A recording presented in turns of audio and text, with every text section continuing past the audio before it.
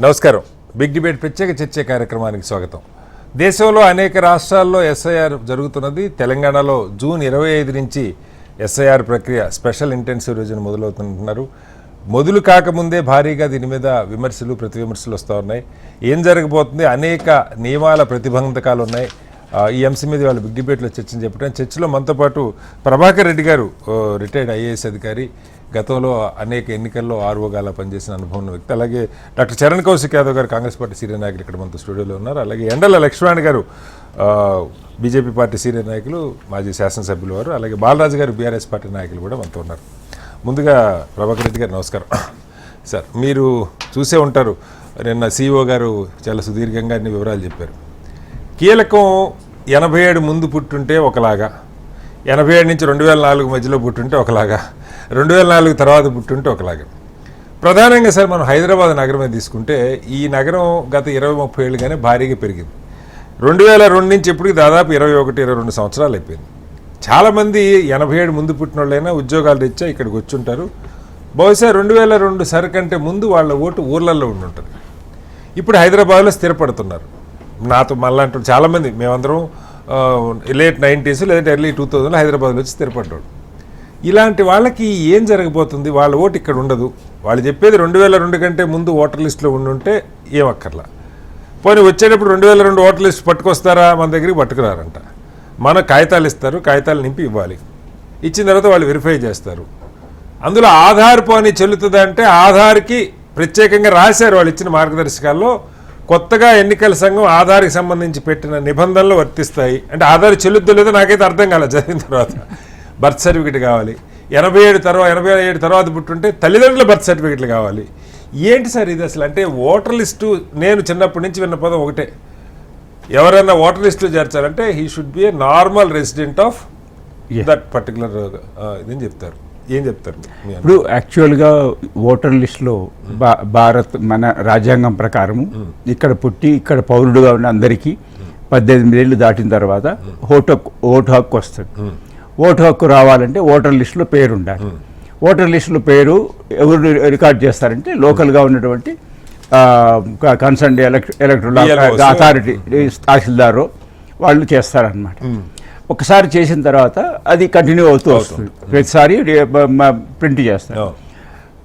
ముందు కాలంలో ఏం చేసేవాళ్ళంటే, అంటే మేము కలెక్టర్గా ఉన్నప్పుడు, డిస్ట్రిక్ట్ ఎలక్షన్ అథారిటీగా ఉన్నప్పుడు ప్రతి జనవరిలో ఒక 20 రోజుల పాటు ఓటర్ లిస్టులు పబ్లిష్ చేసి ఉన్న అప్పటికి దాంట్లో తీసేసేయాల్సిన మార్పులు ఉంటే అప్లై చేసుకోండి అని చెప్తారు. సో లోకల్గా ఏం చేస్తారంటే అక్కడ ఉన్నటువంటి రాజకీయ నాయకులు లేకపోతే అక్కడ ఉన్నటువంటి లోకల్ ఆఫీసర్స్ వాళ్ళు అసిస్ట్ చేసి చనిపోయిన వాళ్ళ పేర్లు తీసేయడము, కొత్తగా 18 ఏళ్ళు నిండిన వాళ్ళని చేర్చుకోవడము ఇది జరుగుతుంది. లేదా అక్కడి నుంచి వాళ్ళు తీసేయడం జరుగుతుంది అన్నమాట. ఇది రెగ్యులర్గా రివిజన్ జరిగేది ఎవ్రీ ఇయర్. ఇప్పుడు ఈ స్పెషల్ ఇంటెన్సివ్ రివిజన్ అని చెప్పి చాలా లోతుగా దీన్ని చేయాలి అని చెప్పి యాక్చువల్గా ఇటీవల కాలంలో బీహార్లో మొదలుపెట్టారు. బీహార్ తర్వాత వెస్ట్ బెంగాల్లో చేశారు. దీంట్లో ఏమవుతుందంటే యాక్చువల్గా వాళ్ళు నాకు అర్థమైంది, అప్పటికి ఉన్నటువంటి ఓటర్స్ లిస్ట్ పబ్లిష్ చేస్తారు.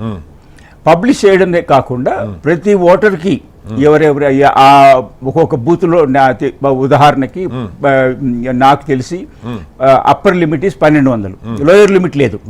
బూత్ నెంబర్ ఒక బూత్కి ఒక బూత్లో ఉండే ఓటర్ల లిస్ట్ 1200 హైయెస్ట్. అంతకన్నా తక్కువ ఉండే చాలా చోట్ల, ఇప్పుడు ట్రైబల్ ఏరియాలో అయితే ఈవెన్ 100-200 కూడా ఒక పోలింగ్ బూత్ ఉంది. సో 1200 ఉండేటువంటి అలాంటి బూతులకి అక్కడ ఉండేటువంటి ఓటర్ లిస్టు పబ్లిష్ చేస్తారు. పబ్లిష్ చేసిన తర్వాత ఈఎఫ్ఆర్ఐ అంటే ఎన్యూమరేషన్ ఫామ్ అని చెప్పి ఒకటి తయారు చేసి ప్రింట్ చేస్తారు. ప్రతి ఒక్క ఓటర్కి ఆ ఓటర్ యొక్క పేరు, ఓటర్ యొక్క ఎలక్షన్ ఓటర్స్ లిస్టులో ఉండే దాని నంబరు, ఎపిక్ నంబర్ అంటారు. తర్వాత అతని అప్పటికి ఉన్నటువంటి ఫోటో, ఎందుకంటే లాస్ట్ టైం మనకు ఎలక్షన్ జరిగినప్పుడు ఫోటోలు కూడా వచ్చాయి. సో అప్పటి ఫోటో పెడతారు. తర్వాత బ్లాంక్గా ఉంటుంది ఆ ఫామ్, దాన్ని ఫిల్అప్ చేసి సబ్మిట్ చేయాలి. సబ్మిట్ చేసేటప్పుడు కొత్త ఫోటో పెట్టాలి. అట్లాగే పేర్లు ఏమైనా మార్పులు చేర్పులు ఉంటే రాసేసి ఇచ్చేస్తే కంటిన్యూ అయిపోతుంది, ఇంకా అక్కడి నుంచి ఏం కాదు. బట్ ఇప్పుడు అలా కాదు కదా. ఇప్పుడు వీళ్ళు వెళ్ళిన తర్వాత వాళ్ళు 2002 ఓటర్ లిస్టు దీన్ని కంపేర్ చేసుకుంటారట. 2000 ఓటర్ లిస్టులో ఈ పేరు లేకపోతే నువ్వు అప్పుడు ఎక్స్ట్రా సర్టిఫికెట్లు సబ్మిట్ చేయాల్సిన పని. ఒకవేళ నీ పేరున్నా అక్కడ ఉన్న పేరుకి ఇక్కడ ఉన్న పేరుకి పొంతన కుదరకపోతే, సపోజ్ నా పేరు కె శ్రీనివాసరావు, కేఎస్ రావు అని రాసింది అనుకోండి, లేదా కె శ్రీనివాస్ అని రాసింది అనుకోండి, మ్యాచ్ కాదు. మన బెంగాల్లో మనం అదే చూసింది. లాజికల్ డిస్క్రిపెన్సీస్ పేరుతో ఒక 27 లక్షల ఓట్లు గాలిలో పెట్టారు. సో ఇలాంటివి మొట్టమొదటిసారి మీరు చెప్పాలి. నేను ఇప్పటిదాకా నా అనుభవం నేను ఎప్పుడు వినలా. ఓటర్ లిస్టులో పేరుకి ఎన్నికల్లో పోటీ చేయడానికి నేర చరిత్ర ఉంటే వాళ్ళు పోటీ చేయకూడదు, అది కూడా శిక్ష పడితే వాళ్ళు పోటీ చేయకూడదు. మొట్టమొదటిసారి ఓటర్ లిస్టులో అనర్హతకి నేర చరిత్ర అనేది కూడా ఒక క్రైటీరియాగా రాశారు. అది ఏ రకంగా ప్రూవ్ చేస్తారో, అసలు నేరస్తుడే ఓటు హక్కు ఉండదా? అది అది అది యాక్చువల్గా నేరస్తుడు నేరం చేసి శిక్ష పడి ఉన్నప్పుడు అసలు నేరస్తుడు అనొచ్చు, కానీ ఊరికి ప్రతి ఒక్క కేసు పెట్టగానే నేరస్తుడు అయిపోరు కదా. బట్ నేరస్తుడికి ఓటు హక్కు లేదని లేదు, అది ఏమి లేదు. జైల్లో ఉండి కూడా కట్టేసిన వాళ్ళు ఉన్నారు. ఈసారి అది కూడా ఉంది సార్. ఓటర్ లిస్ట్ లో పేరు ఉండాలంటే నేర చరిత్ర ఉండకూడదు అన్నది ఒక పాయింట్ పెట్టారు. నేను చదివి వినిపిస్తాను తర్వాత. ఒకసారి చరణ్ గారు, ముఖ్యమంత్రి గారు నేను ఏదో మాట్లాడారు దీని మీద, ఈ ఓట్లు తీసేయడానికి పెద్ద ఎత్తున ప్రయత్నం జరుగుతుందని మాట్లాడారని. దానికి కిషన్ రెడ్డి గారు భారీగా ఒక కౌంటర్ ఇచ్చారు. ఏం మాట్లాడినా రోహింగ్యాల ఓట్లు తీయొద్దు అన్నది చర్చ. అసలు రోహింగ్యాల ఓట్ల సంగతి తర్వాత, ముందు సాధారణ ప్రజల ఓట్లకి ఏంటి అసలు మీకేమనిపిస్తుంది సార్? ఇక్కడ కాంగ్రెస్ పార్టీ చాలా స్పష్టంగా ఇప్పటికీ 12 రాష్ట్రాల్లో ఎస్ఐఆర్ ద్వారా ఓట్లను తొలగించిన పరిస్థితి మనం చూసినాం. దానిలో భాగంగా వెస్ట్ బెంగాల్ సంబంధించి చూసినప్పుడు పశ్చిమ బెంగాల్లో దాదాపు 91 లక్షల ఓట్లలో దాదాపు 34% మంది ముస్లింలు ఉన్నారు. అంటే దాదాపు 30,80,000 ఓట్లు ముస్లింల ఓట్లు తొలగించిన మాట వాస్తవం. అదే కాకుండా ఇక్కడ చాలా స్పష్టంగా భారతీయ జనతా పార్టీ అనుకున్నటువంటి ఓట్లేమో ఉంచే ప్రయత్నం, అనుకూలంగా లేనిటువంటి ప్రాంతాలు కావచ్చు ఓటు తొలగించే ప్రయత్నం కూడా జరుగుతూ ఉంది. అది వెస్ట్ బెంగాల్లో 90,83,000, తమిళనాడులో 97 లక్షలు, గుజరాత్లో 73 లక్షలు. అదేవిధంగా దేశవ్యాప్తంగా 12 రాష్ట్రాలు, 2 కేంద్రపాలిత ప్రాంతాలు కూడా ఇప్పటికీ ఓట్ల తొలగింపు ప్రక్రియ ప్రారంభించి, సో అదేవిధంగా భారతీయ జనతా పార్టీ రాజకీయంగా లబ్ధి జరిగే ప్రయత్నం కూడా జరిగిన మాట వాస్తవం. కాబట్టి దీని విషయంలో ప్రభుత్వము చర్చకు తావియాలని చెప్పి కోరుతున్న చర్చకు తావిస్తలేదు. పార్లమెంట్లో ప్రత్యేక సమావేశం అంటే దానికి తావియని పరిస్థితి. అదే కాకుండా గతంలో ఉన్నటువంటి ఎలక్షన్ కమిషనర్ సంబంధించిన నిబంధనలు కూడా మార్చిన పరిస్థితి. ఎందుకంటే సీనియర్ మంత్రి, ప్రతిపక్ష నాయకుడు, ప్రధానమంత్రి గారు ఎలక్షన్ కమిషనర్ నియమించేవారు. తర్వాత అది చీఫ్ జస్టిస్ తీసేయడం, తర్వాత వాళ్ళే ఇంకొక సీనియర్ కేంద్ర మంత్రి అపోజిషన్ ఉండేవాళ్ళు. ఇప్పుడు ఈ ముగ్గురు ఇట్లా ఇద్దరు వాళ్ళే ఉండడంతో వాళ్ళ అనుకూలమైన వ్యక్తులు నియమించుకోవడం జరిగింది.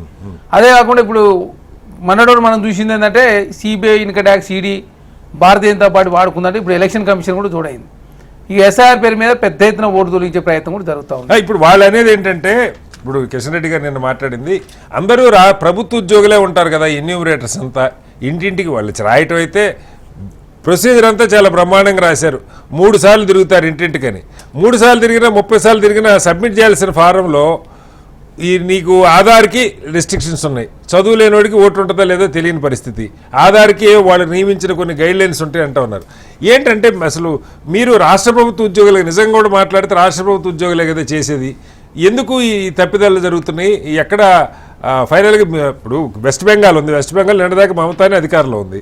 27 లక్షల ఓట్లు తొలగించారు. ఆమె ఫైట్ చేస్తా ఉంది. సరే, అసలు రాష్ట్ర ఇప్పుడు నిర్ణయం చేసేది అక్కడున్న బిఎల్ఓలు లేదంటే ఆర్ఓ ఎన్నికల అధికారులు ఉంటారు. ఏ రకంగా మిస్యూజ్ అవుతుంది సార్? ఇక్కడ మహాదేవ్పూర్ నియోజకవర్గం మనం బెంగళూరు సెంట్రల్ సంబంధించినటువంటి అంశాలను మనం చూసినాం. ఒక్కొక్క ఇంట్లో ఎన్ని ఓట్లునే చూసినాం. దాని ద్వారా భారతీయ జనతా పార్టీకి ఎంత లాభం జరిగిందో కూడా మనం చూసినాం. మరి సుప్రీంకోర్టులో 57 లక్షల ఓట్లకు సంబంధించినటువంటి తొలగించారని చెప్పి సుప్రీంకోర్టులో కేసులు ఉన్నాయి. ఆ కేసులన్నీ పెండింగ్ ఉండగానే ఎలక్షన్లు అయిపోయిన పరిస్థితి కూడా మనం చూసినాం. కాబట్టి ఓట్లు తొలగించే ప్రక్రియలో భారతీయ జనతా పార్టీ చెప్పిన విధంగా ఎలక్షన్ కమిషన్ కావచ్చు, ఎస్ఐఆర్ ముసుకునే ప్రయత్నం కూడా జరుగుతూ ఉంది. కాబట్టి ఎవరి యొక్క పౌరుల యొక్క ఓటు హక్కు తొలగించే అధికారం ఎలక్షన్ కమిషన్ లేదనేది చాలా స్పష్టం. దానికి కొన్ని నియమ నిబంధనలు ఉన్నాయి. ఆ నియమ నిబంధనలు ఫాలో కాకుండా ఒకే సిస్టమ్ నుంచి 100 ఓట్లు కూడా తొలగించినటువంటి ఆధారాలని చాలా స్పష్టంగా రాహుల్ గాంధీ గారు పార్లమెంట్ సాక్షి కావచ్చు, బయట పెట్టిన పరిస్థితి. అయినా ఎలక్షన్ కమిషన్ స్పందించలేదు, దాని మీద విచారణ చేయని పరిస్థితి కూడా మనం చూసినాం. కాబట్టి డబుల్ ఓట్లు ఉంటే తీసేయమని చెప్పి కాంగ్రెస్ పార్టీ కూడా ఓడతా ఉంది. నిజంగా చనిపోయిన వాళ్ళు ఉంటే తీసేయమని చెప్పి ఎలాగైనా తీసేయాలి కదా. అది వాళ్ళకి ఇప్పుడు చాలా మంది వలసదారులు ఉంటారు, వాళ్ళకి ఇక్కడ ఓటు లేదు, వాళ్ళ బీహార్ లో లేకపోతే పశ్చిమ బెంగాల్లో ఓటు ఉన్నది, వాళ్ళు కరెక్ట్ టైంకి ఎలక్షన్ కి వచ్చే సందర్భంలో మీరు ఓటు తీసేయడం తోటి వాళ్ళు ప్రధానంగా నష్టం జరుగుతా ఉంది. నిజంగా వాళ్ళకు 2 దిక్కుల ఓటు ఉంటే ఆధార్ అనుసంధానం చేసి తీసేసి తప్పలేదు. ఆంధ్రలో ఒక ఓటు లేదు, తెలంగాణ ఆంధ్రలో ఒక ఓటు ఉండి, లేకపోతే ఆంధ్రలో ఒక ఓటు ఉంటే తెలంగాణలో ఉన్న ఓటు ఎవరు ఎక్కడో ఒక ఉండే విధంగా ఉంచితే మంచిగా ఉండేది. ఇప్పుడు బీహార్ లో ఉన్న వాళ్ళు చాలా మంది తెలంగాణ కావచ్చు ఆంధ్రలో ఉంటా ఉన్నారు. మొన్న బీహార్ ఎలక్షన్ అప్పుడు వాళ్ళు చాలా మంది అక్కడ పోతే ఓటు లేని పరిస్థితి. పశ్చిమ బెంగాల్ ఎలక్షన్ అప్పుడు కూడా గదే జరిగింది. వాళ్ళు తెలంగాణ నుంచి అక్కడ ఓటేస్తాను వేరు పోతే అక్కడ ఓట్లు ఎందుకు లేదంటే మీరు ఇక్కడ ఉండలేరు కాబట్టి మనం ఆధార్ కార్డును లింకు చేసి నిజంగా దేశంలో 2 దిక్కుల ఓటు లేకుండా ఒకే దిక్కులో ఓటు ఉండే విధంగా చేస్తే కూడా మంచిగా ఉంటుంది. కాబట్టి ప్రజాస్వామ్యంలో ఏ వ్యక్తికైనా, చదువుకున్న వారికైనా, చదువులేని వారికైనా, ఉన్న వాళ్ళకైనా లేని వారికైనా ఒకే ఓటు కల్పించింది రాజ్యాంగం. కాబట్టి రాజ్యాంగ నిబంధనలన్నీ కూడా తుంగలో దొక్కే ప్రయత్నం జరుగుతూ ఉంది. కాబట్టి దాన్ని మాత్రం కాంగ్రెస్ పార్టీ వ్యతిరేకిస్తాం. మళ్ళీ వస్తాను సార్. బాలరాజు గారు, ప్రధాన ప్రతిపక్షం మీరే రాష్ట్రంలో. సర్వ నిబంధనలు చాలా డీటెయిల్డ్గా వచ్చినాయి. నిన్న సాటర్డే అనుకుంటా CEO గారు అన్ని వివరాలు చెప్పారు. ఏంటి బీఆర్ఎస్ పార్టీ అసలు ఈ ప్రక్రియను ఎలా చూస్తుంది? ఇది నిజంగా చనిపోయిన వాళ్ళు, 2 ఓట్లు ఉన్నోళ్ళు, లేకపోతే ఇక్కడి నుంచి వెళ్ళిపోయిన వాళ్ళు ఇలాంటి ఓట్లు తీసేయడానికైనా, లేదు ఉద్దేశపూర్వకంగా? ఎందుకంటే నిబంధనలు చూస్తే అసలు మీకేమనిపిస్తుంది? ఓకే సార్, ఇప్పుడు ప్రధానంగా ఏదైతే ఇప్పుడు ఓటర్ల యొక్క సవరణ ఏదైతే చేస్తా ఉన్నారో, ఇంటెన్సివ్ రివిజన్ ఏదైతే సార్ అని చెప్పేసి చేస్తా ఉన్నారో, గతంలో కూడా 2002 పూర్వం కూడా ఉమ్మడి ఆంధ్రప్రదేశ్ లో కూడా ఈ దేశంలో అనేక సార్లు ఓటర్ సవరణ జరిగినాయి. 22 సార్లు సవరణ జరిగింది సార్ ఇంతవరకు కూడా. 2002 వరకు ఈ దేశంలో 22 సార్లు ఓటర్ సవరణ చేశారు. ఆ ఓటర్ సవరణలో ప్రధానంగా ఏదైతే ఉందో చనిపోయిన వాళ్ళ ఓట్లు తీసేయడం కావచ్చు, అదేవిధంగా డబుల్ ఓట్స్ ఉన్నట్టయితే వాటిని తీసేయడం కావచ్చు, అదేవిధంగా ఇంటింటికి సర్వే చేస్తూ డూప్లికేట్ ఓట్లు తొలగించడం కావచ్చు, అదేవిధంగా కొత్తగా అర్హులైన ఓటర్ల పేర్లు చేర్చడం కావచ్చు. ఇవన్నీ ఏదైతే స్పెషల్ ఇంటెన్సివ్ రివిజన్ లో జరుగుతుంది. సర్వే చేసినప్పుడు ఎవరైతే BLOs బూత్ లెవెల్ ఆఫీసర్స్ ఎవరుతున్నారో వాళ్ళు వెళ్తారు. మరి నిన్న వాస్తవంగా నియమ నిబంధనలు చూస్తే ఒక్కడికి 3 సార్లు వెళ్ళమని చెప్పేసి కూడా నియమ నిబంధనలో ఉన్నది. కానీ ఏదైతే స్పెషల్ ఇంటెన్సివ్ రివిజన్ పేరుతోటి గతంలో అనేక సార్లు ఓటర్ సవరణ జరిగినప్పటికీ, దేశంలో 22 సార్లు ఓటర్ సవరణ జరిగినప్పటికీ, ఈసారి జరిగే 2002 తర్వాతకి అలా 2026లో జరిగేటువంటి ఓటర్ సవరణ ఏదైతే ఉందో కొన్ని ఆందోళనకు తావిస్తుంది. దేశంలో ప్రతిపక్షాలు కొన్ని ఆందోళన చేస్తా ఉన్నాయి. దేశంలో వివిధ రాష్ట్రాల్లో ఉన్నటువంటి ప్రాంతీయ పక్షాలు కూడా ఆందోళన చేస్తా ఉన్నాయి. కొన్ని ప్రాంతాల్లో డెఫినెట్ గా ఆందోళన జరుగుతా ఉన్నది. ఆ ఆందోళనకు ఎండ్ ఆఫ్ ఇవ్వాల్సింది, వాటిని వివరించాల్సింది, వాటికి అవగాహన కల్పించాల్సింది కేంద్ర ప్రభుత్వం CEO గారు సంబంధించిన అంశం. అదేవిధంగా సార్ ఈ మధ్య కాలంలో అంటే జ్ఞానేశ్వర్ గారి మీద దేశంలోనే మొదటిసారిగా ఒక పార్లమెంట్ లో అభిశంసన తీర్మానం జరిగినటువంటి ఏకైక election chief election commissioner India. వాస్తవంగా ఎవరి మీద జరగలేదు. వాస్తవంగా ఎందుకు జరిగింది? కావలసుకునే ఓటు తొలగిస్తున్నారు అని బెంగాల్లో కొన్ని ఆరోపణలు వచ్చినవి, బీహార్ లో కొన్ని ఆరోపణలు వచ్చినవి. మరి ఆ ఆరోపణలు ఇవాళ సార్ ఏం చెప్తున్నారు? రోహింగ్యాలని ఎవరు వద్దని చెప్పట్లేదు, తొలగించొద్దంటలేరు. బంగ్లాదేశ్ చొరబాటుదారులను ఎవరు తొలగించొద్దని చెప్పట్లేరు. మరణించిన వారి ఓట్లను ఎవరు తొలగించొద్దని చెప్పట్లేరు. డూప్లికేట్ ఓట్లుంటే ఎవరు తొలగించొద్దని చెప్పట్లేరు. అదేవిధంగా ఒక మనిషి 2 ఓట్లు కలిగి ఉంటే తొలగించొద్దని చెప్పట్లేరు. ఆ సవరణ చేయాల్సిన బాధ్యత ఉన్నది. కానీ కొన్ని నియోజకవర్గాలు చెప్పినారు. బెంగాల్లో ఇవాళ మమతా బెనర్జీ గారు ఓడిపోయిన తర్వాత కూడా ఈ నియోజకవర్గంలో ఓట్లు గెలిచిన వాళ్ళ సంఖ్య, సుప్రీంకోర్టు ఒక మాట చెప్పింది సార్, గెలిచిన వారి యొక్క ఓట్ల శాతం అనేది తొలగించిన వారి యొక్క ఓట్ల శాతం కంటే తక్కువగా ఉన్నట్టయితే మీరు వీటిని దీన్ని చేస్తామని చెప్పినారు కదా సార్. కాబట్టి ఈ అంశాల పట్ల కొంత ప్రతిపక్షాలకు కానీ రాజకీయ పార్టీలకు కానీ కొంచెం వాటిని క్లారిఫై చేయాల్సిన బాధ్యత కేంద్ర ప్రభుత్వంలో బాధ్యత ఉంది. అదేవిధంగా కేంద్ర ప్రభుత్వం ఆధీనంలో నడిచేటువంటి అధికారులు ఎవరైతే ఉన్నారో అధికారులు కూడా CEOలు కూడా వీటిని క్లారిఫై చేయాల్సిన బాధ్యత. ఏమైనా మీరంతా కింద యాక్టివ్ గా ఉండి జెన్యూన్ ఓటర్లు పోకుండా ఏ రకంగా చూసుకుంటారో పెద్ద సవాలే ఉంది.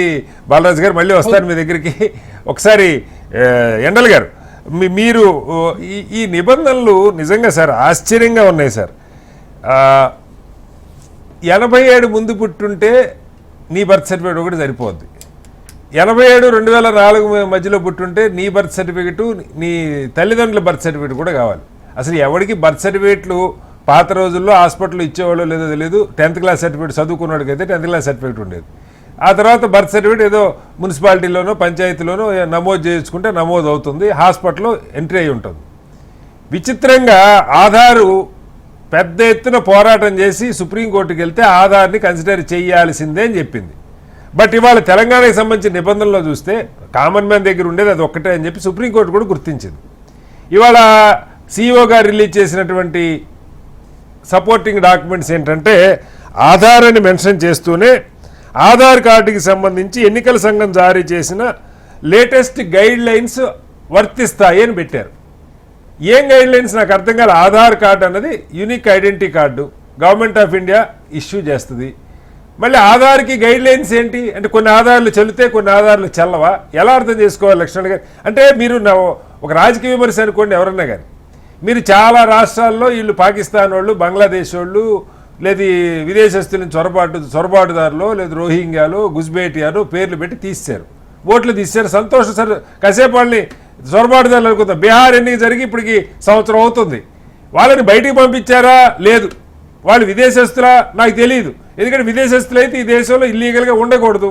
మీరు వాళ్ళు విదేశస్తులు అని చెప్పి ఓట్లు తీసేస్తున్నారు, కానీ వాళ్ళు బయటికి పంపట్లా. ఎలా అర్థం చేసుకోవాలి? ఇప్పుడు నేను చెప్పిన ఆధార్ చెల్లుద్దా చెల్లదా తెలంగాణలో మీరు చెప్పండి. ఫస్ట్ కఠారి గారు అంటే మొదటి విడత ఎస్ఐఆర్ అనేటువంటిది బీహార్లో టేకప్ చేశారు. 47 లక్షల ఓట్లు డిలీషన్ అయినాయి. 47 లక్షల్లో 22 లక్షల ఓట్లు చనిపోయిన వాళ్ళే. సరే, మిగతా వాళ్ళు మైగ్రెంట్ ఓటర్స్, వేరే దగ్గర సెటిల్ అయిన వాళ్ళు ఆ రకంగా. అయితే ఇప్పుడు ఎస్ఐఆర్ అనేటువంటిది ప్రక్రియలో బూత్ లెవెల్ ఆఫీసర్ ఉంటాడు కదండి ప్రతి బూత్కు. ప్రతి పార్టీకి సంబంధించినటువంటి బూత్ లెవెల్ ఏజెంట్ BLA 2 ఉంటారు. BLA 1 ఏమో అసెంబ్లీకి ఒకరు ఉంటారు, BLA 2 ఏమో పోలింగ్ బూత్కి ఒకరు ఉంటారు ప్రతి పార్టీకి. వారందరూ కూడా వారి సమక్షంలోనే ఈ యొక్క సర్వే. అసలు చెప్పేది నాకు పార్టీలతో నాకేం సంబంధం సార్, నేను ఓటర్ని సార్. పార్టీలతో నాకేం సంబంధం? నేను ఎందుకు అంటున్నానంటే ఇది ఈ పార్టీ అనుకూలంగానో ఆ పార్టీ సార్. ఒక ప్రశ్న అడుగుతా లక్ష్మణ్ గారు, మన్నించాలి మీరు పెద్దలు. లక్ష్మణ్ గారు మీరు పెద్దలు. ఎన్నికల సంఘం కూడా ఇదే ఆర్గ్యుమెంట్ చెప్తా ఉంది. ఒక ఓటర్ పేరు ఓటర్ లిస్ట్ లో ఉండాలా లేదా అన్నది పార్టీ ఏజెంట్ల దయాదక్షల మీద ఆధారపడి ఉంటుందా? పార్టీ బూత్ లెవెల్ ఏజెంట్లు చెప్పండి. 47 లక్షల ఓట్లు డిలీట్ అయితే ఒక అప్లికేషన్ రాలేదు సార్, మా ఓటు ఎందుకు తీసేసారు అనేది బీహార్ లో. ఇప్పుడు బెంగాల్ 27 లక్షలు వచ్చినాయి, సుప్రీంకోర్టు దగ్గర ఆగున్నాయి త్రిశంకు స్వర్గంలో. దానికి చెప్పండి. ఎస్, బెంగాల్లో వచ్చినాయి, జెన్యూన్ డాక్యుమెంట్స్ తో వచ్చినాయా లేకపోతే అప్పుడు ఉన్నటువంటి ప్రభుత్వం తయారు చేసిన డాక్యుమెంట్స్ తో వచ్చినాయా? 700 మంది జ్యుడిషియల్ స్టాఫ్ 700 మంది జ్యుడిషియల్ స్టాఫ్ దాని పనిలో ఉన్నారు. ఎన్నికలు అయిపోయిన తర్వాత 91 లక్షల ఓట్లు నిర్ధారణ అప్పటికి అయినాయి. అదిగా సార్ 20 లక్షల ఓట్లు పక్కన పెట్టి ఎన్నిక జరిగిపోయింది. కఠారి గారు డాక్యుమెంట్ లాజికల్ గా లేని వాటిని ఆపేరు కదా. ఒక బాధ్యత కలిగినటువంటి న్యాయ వ్యవస్థకు సంబంధించినటువంటి వాళ్ళే ఈ యొక్క పనిలో ఉన్నారు కదా. వాళ్ళు 27 లక్షల ఓట్లు ఆపడం అనేటువంటిది ఒక ఓటర్ ను తీసేయాలనేటువంటి దాంతో కాదు. ఈ ఓటర్ సంశయాత్మకంగా ఉన్నారు, ఈయనకు సంబంధిత డాక్యుమెంట్ లేదు కాబట్టి అనేటువంటిది కదా. కాదండి కాదు సార్. మీరు ఎస్ఐఆర్ ప్రక్రియను ఇప్పుడు 1,28 లక్షల మంది ఓవరాల్ గా 66 లక్షల మంది చనిపోయిన ఓట్లు ఉన్నాయి సార్. ఇప్పటి వరకు జరిగిన ఫస్ట్ సెకండ్ చెప్పారు చనిపోయిన వాళ్ళు తీయొద్దంట్లా. 1,28 లక్షల ఓట్లు డూప్లికేషన్ ఉన్నాయి సార్, బోగస్ ఓట్లు ఉన్నాయి. 1,34 లక్షల ఓట్లు ఏవైతే ఉన్నాయో 1,34 లక్షల ఓట్లల్లా అన్ట్రేస్డ్ ఓట్స్ ఉన్నాయి సార్. ఏంటి అన్ట్రేస్డ్ ఓట్ అంటే ఏంటి సార్? అన్ట్రేస్డ్ అంటే అసలు వాళ్ళని ఎత్తుకుతే అడ్రస్ దొరుకుతలేదు. అంటే ఓటర్ లిస్ట్ తయారు చేసేది ఎవరు? అధికారులే కదా. అడ్రస్ లేదా అక్కడ? అడ్రస్ లో ఓటర్లు లేరా? ఇప్పుడు వాళ్ళు ఒకవేళ వాళ్ళు ట్రేస్ అయితే మైగ్రేటెడ్ ఓట్స్ ఉన్నాయి, అన్ట్రేస్డ్ ఓట్స్ ఉన్నాయి. ఎవరైతే అసలు కనబడని వాళ్ళు అక్కడ అసలు లాపతా ఉన్నారు, అంటే లాపతా అంటే అసలు అయిపోయలేదు, అక్కడ ఉనికే లేదు. ఇప్పుడు అదే సార్, ఇప్పుడు బెంగాల్ నుంచి ఇచ్చి బెంగాల్ నుంచి కాదు సార్, బెంగాల్ నుంచి బీహార్ నుంచి తెలంగాణలో హైదరాబాద్ లో 10 లక్షల మంది పనిచేస్తున్నారు వర్కర్స్. వీళ్ళు మీరు బెంగాల్లో అయితే అన్ట్రాసబుల్ లేవు, ఎలక్షన్ ఉన్నప్పుడు వాళ్ళు పోయి ఓటు వేసుకుంటారు. అక్కడ ఏదైనా భూమి ఇస్తారో ప్రభుత్వం ఏదైనా పథకాలు ఇస్తారని వాళ్ళ ఆధార్లు రేషన్ కార్డులు అన్నీ అక్కడే ఉంటాయి. ఓటర్ లిస్ట్ లో మీరు ఓటర్ వెళ్ళినప్పుడు వాళ్ళు ఇక్కడ పని మానుకొని వెళ్ళారు. కఠారి గారు వారి ఓటు అక్కడ ఉన్నది, ఒకవేళ వారు నమోదు చేసుకుంటే ఇక్కడ ఉన్నది. ఇక్కడ ఉంటే ఇక్కడ ఫామ్ నింపిర్రు అనుకోండి, ఇక్కడ కూడా ఇది ఎస్ఐఆర్ జరుగుతుంది, అక్కడ ఎస్ఐఆర్ జరిగింది. అక్కడ ఉంచుకున్నారు అనుకోండి, ఇక్కడ ఉండదు. ఇక్కడ ఉంచుకున్నారనుకోండి, అక్కడ ఉండదు. ఇక్కడ వాళ్ళు ఎవరు ఉంచుకోవాలనుకోరు సార్, ఇక్కడ ఎవరు ఉంచుకోవాలనుకోరు. మ్యాపింగ్ చేస్తారు సార్, ప్రతి ఇల్లును మ్యాపింగ్ చేస్తారు, ప్రతి ఓటర్ను రీచ్ అవుతారు.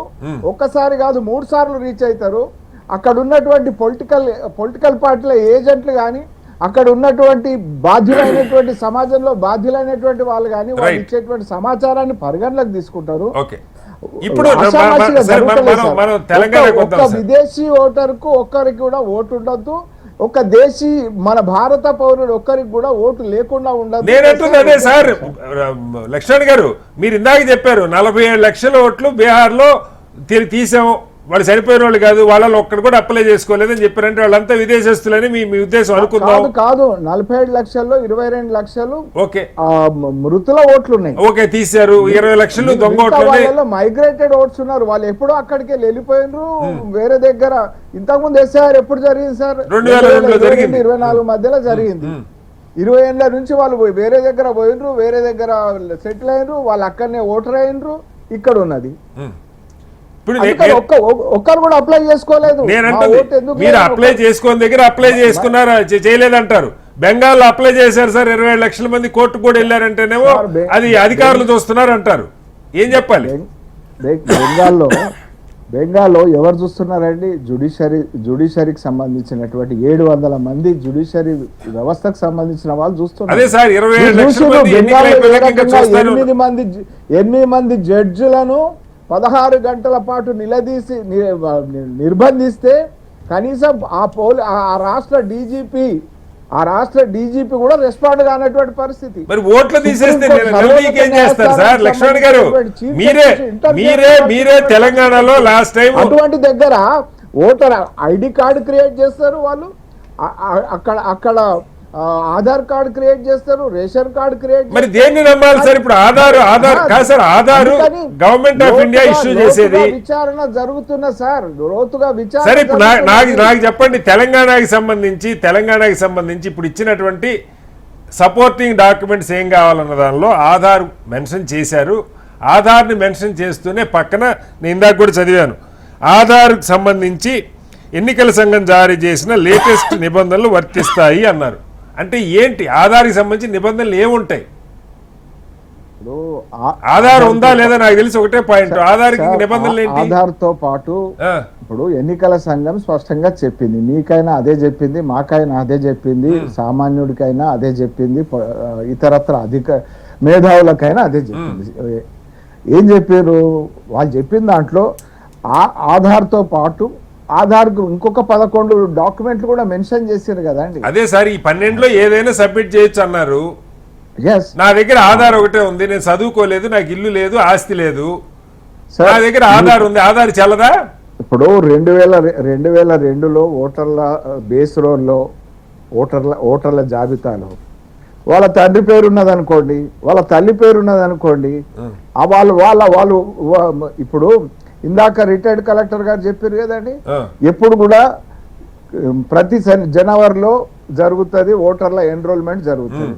ఇప్పుడు ప్రతి 3 నెలలకో 4 నెలలకో ఒకసారి ఓటర్ను 18 ఏళ్ళు దాటిన వాళ్ళను ఓటర్ల జాబితాలో చేరుస్తున్నారు. ఇట్లా ఇప్పుడు మన దేశంలో జనాభాకు అనుకూలంగా లక్ష్మణ్ గారు ఆల్రెడీ 4 సార్లు ఓటు వేసినోటు కూడా 2002 ముందు ఓటు లేకపోతే మీరు తీసేస్తున్నారు. 2081 నుంచి డిజిటలైజేషన్ అయినటువంటిది ఉన్నది. 87 నుంచి ఆ రకంగా దానికి ఆ రకంగా ఉన్నాయి, అన్ని ఆధారాలు ఉన్నాయి కాబట్టి వాటికి సంబంధించినటువంటి ఏదైనా ఒక ఆధారము ఒకవేళ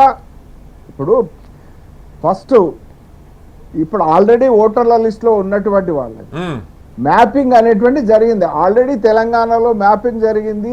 3,39,00,000 ఓటర్లలో 2 కోట్లకు పైగా అంటే 64% మ్యాపింగ్ జరిగింది సార్. ఓకే, ఆల్రెడీ ఆ మ్యాపింగ్ జరిగిన దాంట్లో వాళ్ళు ఆల్రెడీ మనకు నింపిన ఆల్రెడీ ఫీల్డ్ ఫామ్ తీసుకొచ్చి మనకి ఇస్తారు. రిమైనింగ్ మన కొత్త ఫోటో ఏదైతే ఇప్పుడు కాదు సార్, మీరు 64% మ్యాపింగ్ జరిగిందన్నారు, ఇంకా 36% జరగలేదు కదా తెలంగాణలో. 36% ఇప్పుడు మనము 36% ఏదైతే జరగలేదో దానికి 3 సార్లు వాళ్ళు పోతారండి, ఆ ఇంటికి పోతారు. సార్ 36% అంటే నేను అడుగుతుంది మీరు మళ్ళీ లక్ష్మణ్ గారు, 36% అంటే దాదాపు 1,25,00,000 ఓట్లు తెలంగాణలో కూడా 3,60,00,000 ఎన్నో ఉన్నాయి.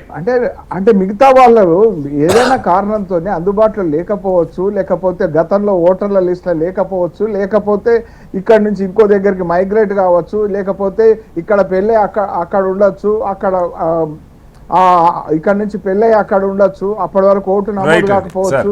వీటన్నిటిని లింకప్ చేస్తారు సార్.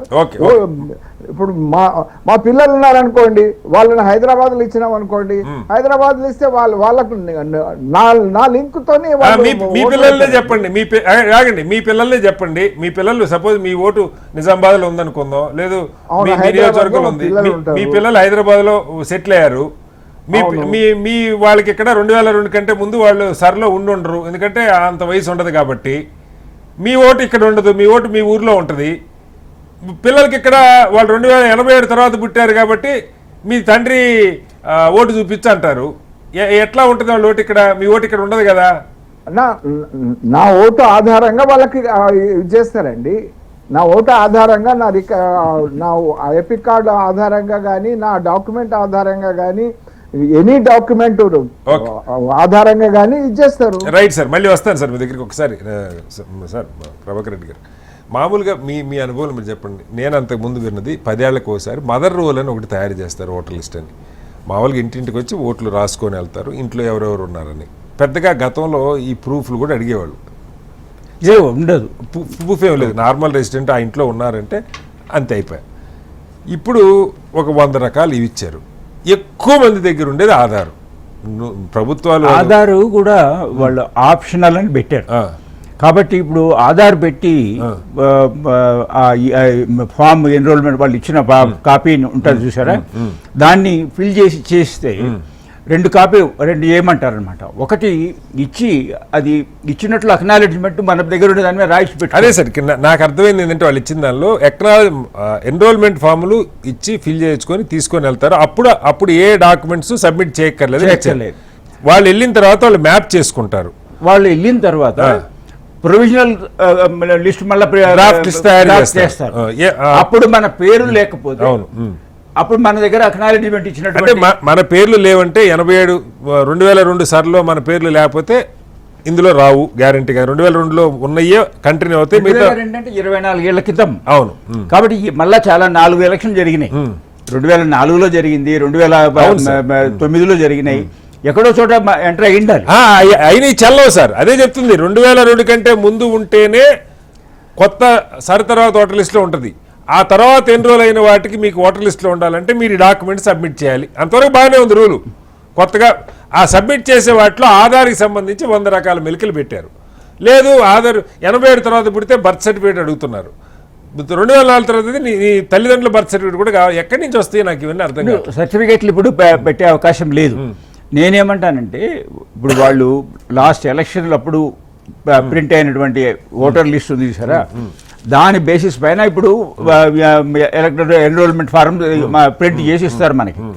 సో దాంట్లో ఉన్న డీటెయిల్స్ మనం రాసిచ్చి ఆధార్ కార్డ్ నంబర్ ఇచ్చేస్తే ముఖ్యంగా ఏంటంటే ప్రతి ఇంటికి అది ఇస్తారు కాబట్టి ఆ ఇంట్లో ఉండే మెంబర్లందరూ ఎవరైతే ఓటర్స్ ఉన్నారో వాళ్ళందరూ ఒకసారి ఫిల్ చేసి వాళ్ళు ఇవ్వగలిగితే, వాళ్ళు అక్నాలెడ్జ్మెంట్ పెట్టుకుంటే వాళ్ళు తొందరపడి ఏం చేయక్కర్లేదు. Only draft form list publish అవుతుంది చూసారా, ప్రొవిజనల్ లిస్ట్. ఇది ఈ ప్రాసెస్ అంతా అయిపోయిన తర్వాత జూన్ 15 నుంచి జూలై 25 వరకు చేసి ఆ తర్వాత ప్రింట్ చేస్తారు.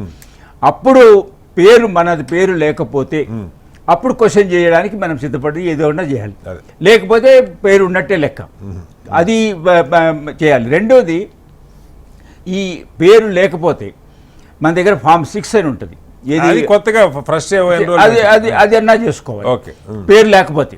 ఎందుకంటే పేరు లేకపోతే మీకు ఎన్రోల్మెంట్ ఫామ్ ఇవ్వరు, మనకి అది రాదు. ఆ ఫోటో నేను చెప్పింది ముందు అనుకున్నట్లు పాత ఫోటో, పాత నంబరు, అవంతా అడ్రస్ అంతా ఉంటుంది. అది లేకపోతే ఫామ్ 6, లేకపోతే ఉన్న దాంట్లో వాళ్ళు ఇచ్చిన దాన్ని ఫిల్ చేసి ఆధార్ కార్డు ఇచ్చి అక్నాలెడ్జ్మెంట్ ఇచ్చినట్టు మనం తీసి పెట్టుకుంటే అదొక విధంగా మనం ఎన్షూర్ చేసుకోవచ్చు మన పేరు ఉంటుందని.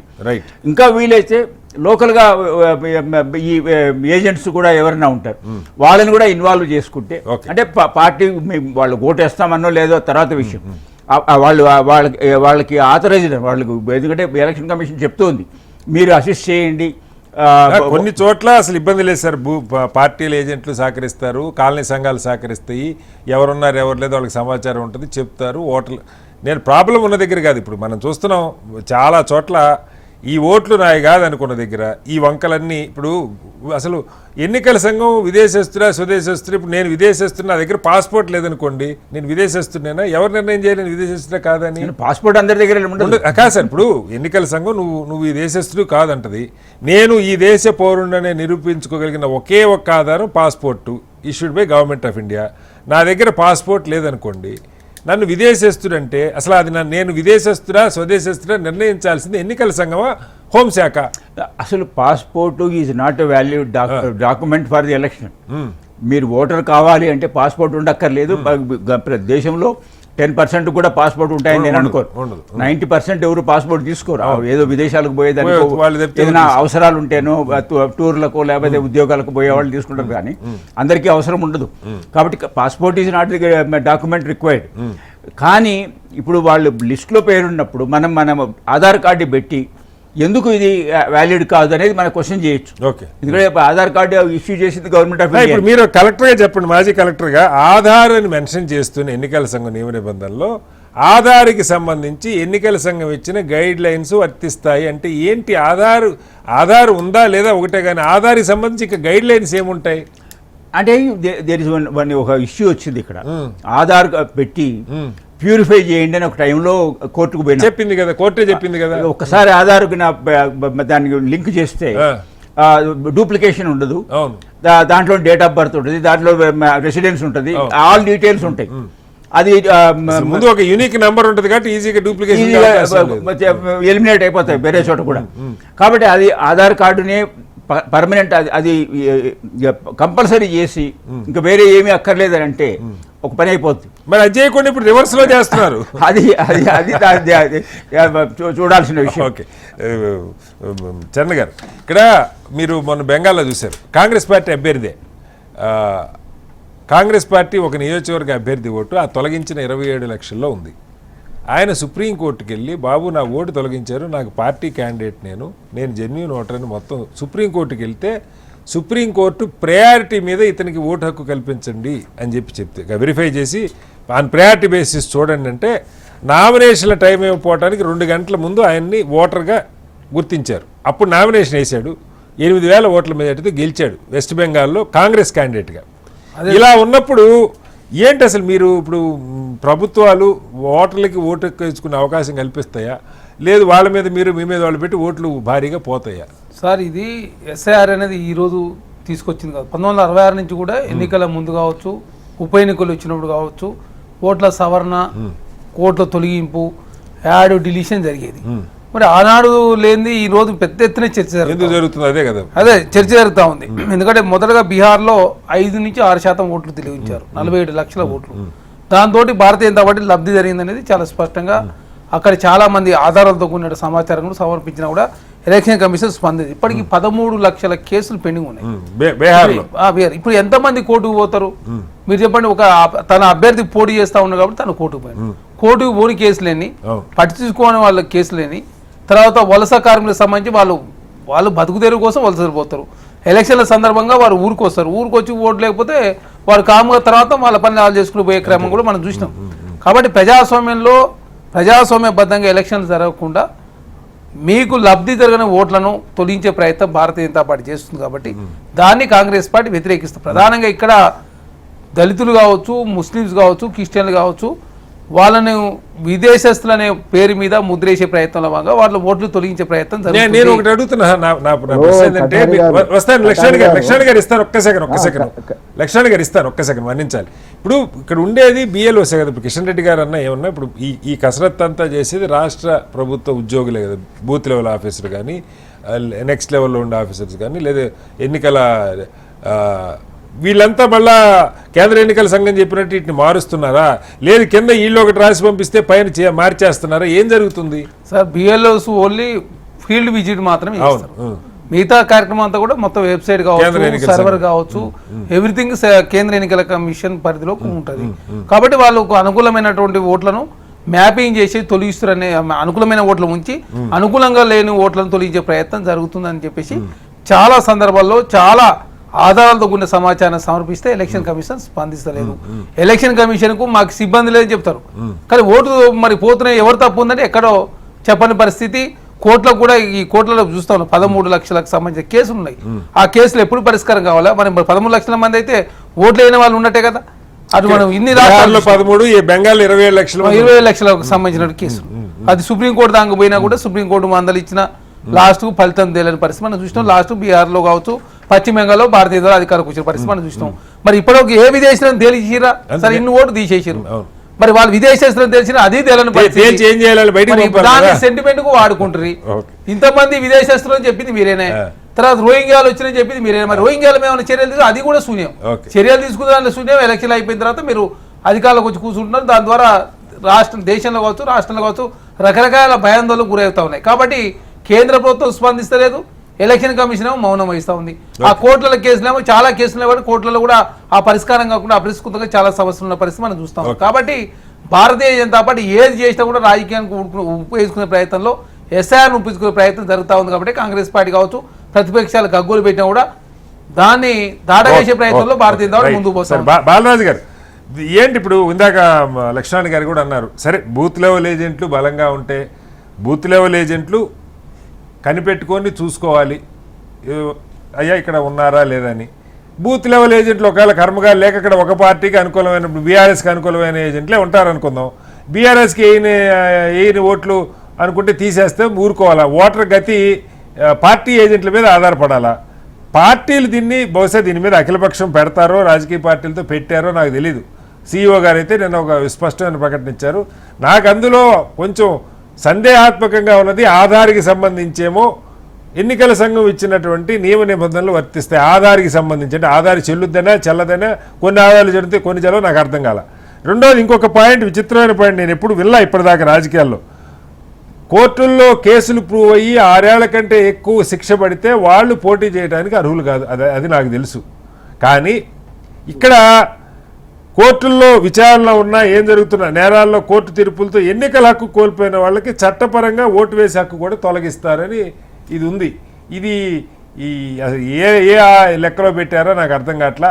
అలాగే లక్షల మంది హైదరాబాదు అనేక చోట్ల వలస, మనకే తెలంగాణ నుంచే మీరు నేనంతా కూడా గ్రామాల నుంచి నగరానికి వలస వచ్చిన వాళ్ళం. 87 తర్వాత మన పిల్లలు వీళ్ళంతా 87 తర్వాత పుట్టుంటారు. వాళ్ళకి ఓట్ల పరిస్థితి ఏంది? ఇప్పుడు మీరు ఏదైతే కొన్ని నియమ నిబంధనలు పెట్టారో ఆ నియమ నిబంధనల పట్లనే ఇలా బీఆర్ఎస్ పార్టీగా కొన్ని అంశాలను మేము లేవనెత్తా ఉన్నాం. ఎవరైనా వ్యక్తి మరణిస్తే ఓటర్ తీసేసిరు, సంతోషం. అదే విధంగా ఒక వ్యక్తికి 2 చోట్ల 3 చోట్ల ఓట్లుంటే తీసేస్తే సంతోషం. భారత పౌరుడు కాని వాళ్ళని తొలగిస్తే సంతోషం. తప్పుడు డాక్యుమెంట్లతో తప్పుడు వివరాలతో ఓటర్ నమోదైతే తీసేస్తే సంతోషం. 18 ఏళ్ళు నిండకుండా ఓటు నమోదైతే తీసేస్తే సంతోషం. కానీ తీవ్రమైన నేరాల్లో కోర్టు తీర్పులతో ఎన్నికల హక్కులు కోల్పోయిన వారు, చట్టపరమైన అర్హత కలిగిన వారు ఓటు హక్కును తొలగిస్తారన్నారు. ఇది చాలా డిఫరెంట్ గా ఉంది ఈ నిబంధన అనేది. రెండు ఇంకోటి 87 బిఫోర్, 87 ఆఫ్టర్, 2002 ఆఫ్టర్ ఏదైతే ఉందో ఆ తల్లిదండ్రుల యొక్క బర్త్ సర్టిఫికేట్ ఇవ్వాలి, తల్లిదండ్రుల యొక్క నివాస సంబంధించిన సర్టిఫికేట్ ఇవ్వాలనే దాని మీదనే ఇలా బీఆర్ఎస్ పార్టీకి మేము ఆందోళన వ్యక్తం చేస్తా ఉన్నాం. ఇవన్నీ కనిపిస్తే ఏమనిపిస్తారు, ఇప్పుడు ఉన్నాను సార్, నేను హైదరాబాద్ లో ఉన్నాను, నా ఓటు 4 ఎకరికల్ కాన్సెన్స్ లో మా ఊరు పాలెంలో ఉన్నది. ఆ పాలెంలోకి బిఎల్ఓ పోయినప్పుడు నేను అక్కడ ఉన్నాను. ఉన్నప్పుడు నా ఓటు ఒకవేళ తొలగించిన అనుకోండి, ఇది ఇక్కడ లేడు కదా అని తొలగించారు, మా నాన్న చెప్పి నేను లేను అనుకోండి, నా 81 బర్త్డే అనుకోండి, 81 బర్త్డే 7 ఆఫ్టర్ బిఫోర్ ఉంది కాబట్టి మా నాన్న ఓటు మీ ఆధారం అప్పుడు లేదుగా ఓటు ఇక్కడ ఈ 2002 లేదుగా అని చెప్తే నాకు వచ్చింది 99 లో వచ్చింది ఓటు. ఈ రకమైన కొన్ని ఇబ్బందులు ఎదుర్కొన్న మాట వాస్తవం. ఇంకో అంశం ఏమంటే ఇవాళ బిఎల్ఓ ఇచ్చిన సమాచారాన్ని కేంద్ర ఎలక్షన్ కమిషన్ ఏ విధంగా దాన్ని అప్లోడ్ చేస్తుంది, దాన్ని ఎట్లా ఎడిట్ చేస్తుంది, ఎట్లా డిలీట్ చేస్తుంది అనే అంశం మీద కూడా ఇవాళ ఒక స్పష్టత లేదు. ఇవాళ ఎందుకు ఇవాళ సార్ ఇవాళ బెంగాల్లో ఎందుకు ఆందోళన చేస్తా ఉన్నారు? సుమారు 92 లక్షల ఓట్లు తీసేసారు సార్. బీహార్లో 47 లక్షల ఓట్లు తీసినారు. ఇంతకుముందు చరణ్ కౌశిక్ యాదవ్ చెప్పిన కొన్ని రాష్ట్రాల్లో కొన్ని 70,000 ఓట్లు 30,000 ఓట్లు తీసేసి చెప్తా ఉన్నారు. కొంతమంది నియోజకవర్గంలో గెలిచిన వాళ్ళు ఓడిపోయిన వాళ్ళు కోర్టుకు వెళ్లే పరిస్థితి ఉంది. సుమారు ఇన్ని లక్షల మంది ఓటు 13 లక్షల మంది పోయి మా ఓటు తొలగించారు. సార్ మమతా బెనర్జీ ఓడిపోయిన దగ్గర మమతా బెనర్జీ 15,000 ఓట్లతో ఓడిపోతే అక్కడ 51,000 ఓట్లు తీసేసి ఉన్నారు. అవును, ఇప్పుడు అదే ఇప్పుడు కటారి గారు ప్రధానంగా చెప్పేది ఏంటంటే ఎన్నికల రాజకీయ చిత్రంలో భారతీయ జనతా పార్టీ ఒకవేళ మీరైతే అనర్హులను తొలగిస్తే తప్పు లేదు, కానీ అర్హత కదా సార్, భారతీయ పౌరుడుగా నాకు రాజ్యాంగం ఇచ్చినటువంటి హక్కు 18 ఏళ్ళు నిండగానే నాకు ఎవరికైనా ఓటు హక్కు అనేది అది రాజ్యాంగంలో ఉంది. ఆ ఓటు హక్కు ఒకవేళ డూప్లికేట్ సార్, ఒక ఓటు కంటే ఎక్కువ వేయలేము. ఒక రోజు పోయినప్పుడు 2 ఓట్ల క్లిటర్స్ వేయలేరు, 3 ఓట్ల వేయలేరు. కాబట్టి తొలగించేటప్పుడు డెఫినెట్ గా ఇది కావాల్సుకునే కుట్రపూరితంగానే కొన్ని వర్గాలను టార్గెట్ చేస్తూ, కొన్ని మతాలను టార్గెట్ చేస్తూ ఈ విధంగా కొంత కుట్ర చేస్తున్నటువంటి భావన ఇవాళ ప్రతిపక్ష పార్టీలలో ప్రాంతీయ పార్టీలలో ఉన్నది. దీన్ని తొలగించాల్సిన బాధ్యత కేంద్ర ప్రభుత్వం మీద ఉంది, బీఆర్ఎస్ పార్టీ చెప్తా ఉంది. ఇవాళ ఒకవేళ సార్ ఇవాళ భారత రాజ్యాంగంలో మాకు ఓటు హక్కు అనేది నేను నాకు హక్కు సార్, నేను నా ఓటు నువ్వు ఇవ్వాల్సిన బాధ్యత ఉన్నది. కానీ ఆ ఓటకు కావాలంటే నీకు నివాసం ఎక్కడున్నావు, నువ్వు ఎప్పుడు పుట్టినావు, నీ బర్త్ సర్టిఫికేట్, మీ నాన్న బర్త్ సర్టిఫికేట్ కావాలి, మీ తల్లిదండ్రుల పూర్వపరాలు కావాలి, ఓ సుమారు 15-16 సర్టిఫికేట్లు ఇచ్చి సార్ ఒక ఆధార్ అనేది యునిక్ ఆధార్ నెంబర్ కదా సార్. ఇవాళ దేశంలో ఆధార్ కార్డు సరిపోద్ది కదా, మిగతా సంబంధించిన సర్టిఫికేట్లు ఎందుకు అవసరం? మా నాన్న బర్త్ సర్టిఫికేట్ నేను ఎడ కదా సార్, మా నాన్న పుట్టిన రోజు నేనే లేదు, మా నాన్న పుట్టిన సర్టిఫికేట్ ఎడ దొరుకుతుంది సార్? అటారి గారు వీటిని తొలగించేసి సార్ ఎస్ భారత పౌరుని నేను 18 ఏళ్ళు నిన్నాయి, నువ్వు ఇక్కడ వాడ కాదు తెలిసిపోదా, రోహింగాల లేకపోతే నేను నాన్ రెసిడెన్షియల్ చొరబాటుదారుడు ఇంత హాయిగా నీకు దగ్గర ఓటు నమోదు చేస్తున్నా. బాలరాజు గారు చొరబాటుదారుడు అంటే ఏది, మీకు పాస్పోర్ట్ ఉందో లేదో నాకు తెలియదు, పాస్పోర్ట్ లేకపోతే మిమ్మల్ని పాస్పోర్ట్ లేదు సార్, నాకు పాస్పోర్ట్ లేదు, భారతదేశంలో ఉన్నాను. చొరబాటుదారుడు కాదని నిరూపించుకోవడానికి మీ దగ్గర ఏం ఆధారం లేదు. సార్ ఇప్పుడు కాదు సార్, ఇప్పుడు పాలెంలో నా ఓటు ఒకవేళ నేను హైదరాబాద్ లో తీసేసారు అనుకోండి మా గ్రామంలో, మీరు నిరూపించుకోవాలంటే మా నాన్న పర్సెంట్ యాప్ తీసుకొచ్చుకోవాలి నేను. ఒకసారి రావాలి, మీరు వింటున్నారు, కేంద్రం స్పష్టీకరించాలి, కేంద్ర ఎలక్షన్ కమిషన్ స్పష్టీకరించాలి. లక్ష్మణ్ గారు ఇప్పుడు లక్ష్మణ్ గారు మిమ్మల్ని అడుగుతున్నా, ఈ రోజు దాకా బీజేపీ 12 ఏళ్లలో ఒక్కసారి కూడా కేంద్ర ఎన్నికల సంఘం అయ్యా ఇది సరిగ్గా లేదు, ఓట్లు పోతాయి అన్నమాట మీ నోటి నుంచి రాలా అంటే ఏంటి? మీకు కావాల్సిన ఓటు ఒక్కటి పోవట్లేదని అర్థం. ఏం చెప్తారు మీరు? ఇప్పుడు ఇందాక చరణ్ కౌశిక్ యాదవ్ గారు మాట్లాడితే ఏమన్నారు, బెంగాల్లో 34 లక్షల ముస్లింల ఓట్లు తీసేసారు అందుకని గెలిచినారు. బెంగాల్లో తీసేసినాయి 91 లక్షల ఓట్లు.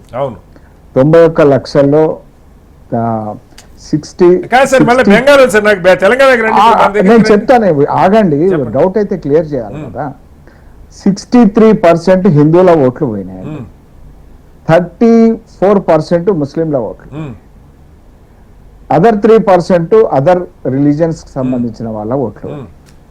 ఇక్కడ మొత్తం మీకే వేస్తారని రూల్ లేదులేండి, హిందువులు అంటే ఇప్పుడు చరణ్ కౌశిక్ గారు ముస్లింల ఓట్లు పోయినాయని ఆవేదన పడుతున్నారు, ఆవేదన పడతలేరు. ఓకే, ఎందుకు వారి 91 లక్షల ఓట్లు తీసేస్తే బెంగాల్లో అన్ని విడతలు పోలింగ్ జరిగితే ఆ పోలింగ్ లో ఒక్క బూత్ దగ్గర కూడా మా ఓటు గల్లంత అయిందని ఒక కంప్లైంట్. ఏం మాట్లాడతారు సార్, 27 లక్షల మంది సుప్రీం కోర్టుకి వెళ్తే పోలింగ్ రోజు వచ్చి గొడవ చేయాలి రోడ్డు మీద. 27 లక్షల లీగల్ ఆబ్లిగేషన్స్ ఉన్నాయి. అవి వాళ్ళ పౌరసత్వం నిరూపించుకోవాల్సిన ఏం నిరూపించుకోవాలి సార్? పాస్పోర్ట్ ఇప్పుడే ప్రభాకర్ రెడ్డి గారు చెప్పారు. నేను అడుగుతాను సార్, ఇప్పుడు బాలరాజు పౌరసత్వం నిరూపించుకోవాలంటారు, మీరు ఏం నిరూపించుకోవాలి? పాస్పోర్ట్ లేదు, ఏం చేయాలి బాలరాజు? పోతుందా అని బాలరాజు గారి ఓటుకు ఆల్రెడీ మ్యాపింగ్ అయి ఉంటుంది. అరే మీరు నా ఓటు మ్యాపింగ్ కాలేదే సార్. సార్ లక్ష్మణ్ గారు, ఇప్పుడు బాలరాజు గారిని మీరు పౌరసత్వం నిరూపించుకోండి అంటారు.